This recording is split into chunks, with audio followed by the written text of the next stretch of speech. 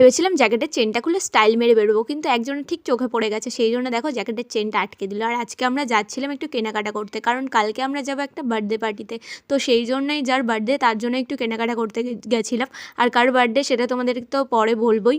আর আসার সময় একটা জামাও সেলাই করতে দিয়েছিলাম, যে জামাটা কালকে পরে যাবো, তো সেটাও প্রচুর টাইট হয়ে গেছে, সেই জন্য সেলাই করতে দিয়ে আর আমরা চলে গেছিলাম সুপার মার্কেটে। তো কেনাকাটা করে আসার সময় মায়ের জন্য দুটো জিনিস কিনেছিলাম, তাই দাদাকে বললাম যে তুই একটু রাস্তাতে আয়, দিয়ে দেবো, দিয়ে আমরা বাড়ি চলে যাবো। আর ওকে জামাটা দিয়ে তারপরে আমরা একটু চাউমিন আর এগরোল নিয়ে বাড়ি চলে আসলাম। আর এই যে ওই জামাটা নিয়েছিলাম আমার ভাগ্নির জন্য, কাল ওরই বার্থডে। আর এই যে ওই শালগুলো নিয়েছিলাম দুটো, এটা ছিল এই বাড়ির মায়ের জন্য, আর ওই বাড়ির মায়েরটা তো পাঠিয়ে দিয়েছে দাদার কাছে। আর আমি একটা নকল হেডফোনও নিয়ে নিয়েছিলাম ঠান্ডা থেকে বাঁচার জন্য। আর এই ড্রেসটাই দিয়েছিলাম মানে সেলাই করতে, কারণ এটা না 2022 সালে কাটিয়েছিলাম দুর্গাপুজোর সময়, একদিনই যেহেতু পড়েছি আর পড়া হয়নি, আর এখন দেখছি প্রচুর টাইট হয়ে গেছে। আর তারপরে চাউমিন আর এগরোল দিয়ে দুজনে ডিনারটা সেরে নিয়েছিলাম। আর তারপর হাতে পায়ে একটু সরষের তেল মালিশ করে দিয়েছিলাম, কারণ প্রচণ্ড ঠান্ডা লেগেছিলো সেই জন্য। তো নেক্সট পার্টটা দেখার জন্য চ্যানেলটা